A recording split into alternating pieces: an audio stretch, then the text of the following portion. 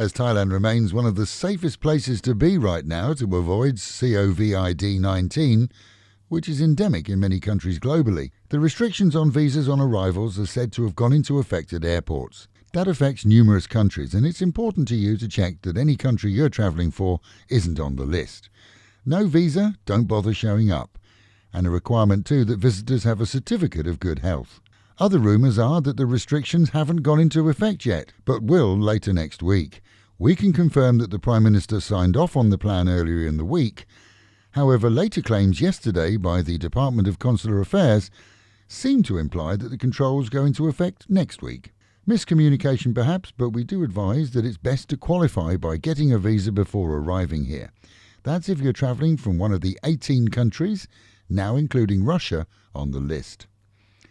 Arrivals too are expected to be encouraged to upload an app on their phone that will allow immigration to track them in the case of necessity. And a hotel local to the airport has been seconded as a temporary isolation point for dubious arrivals. To put corona into some perspective, the death rate in China associated with the illness, based on their released figures, is just 3.9% of all cases. Globally, the figure is likely to end up at around the same, it's 3.7 now.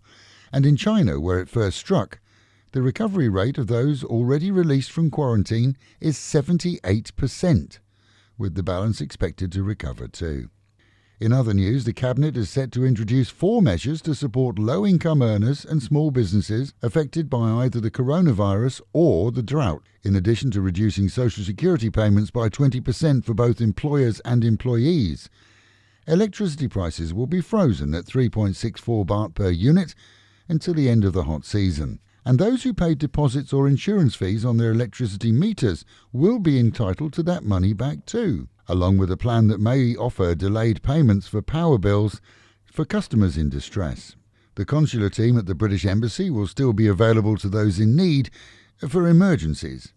This, as the majority of the operation is unavailable until the month end, due to the Embassy moving to its new high-rise offices. The new offices are in the AIA Saturn Tower, just above an aptly named restaurant. Staff are due to settle in this and next week.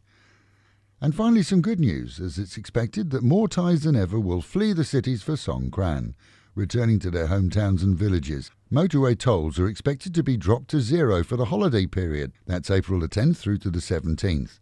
We can expect more traffic than normal, that's for sure. And locally, a review of businesses yesterday saw Big C come out tops in the cleanliness checks. An assistant is on duty at the entrances, offering hand gel to all, with signs in English and Thai. Elsewhere in the store, staff were constantly cleaning areas touched by customers, such as freezer doors. This with an alcohol-based fluid. Safety first then, and way ahead of another competitor, who simply leaves a bottle of hand gel at one entrance point with no staff encouraging its use. And a tip for our listeners who use Lazada online, always click the local button when considering a purchase. That way you know your goods will arrive. This, as many have told us that they ordered goods on Lazada only for a week later to see the sale cancelled, as the goods were actually being supplied from China. And with the reminder to wash your hands more often than ever, and the Met Office promising highs today of 32, with the real feel of 39, a hazy and hot day dropping down to 28 degrees tonight. That is the local and national news from Fab FM. For videos and of course to keep up with fabulous Pattaya, visit alwayspattaya.com.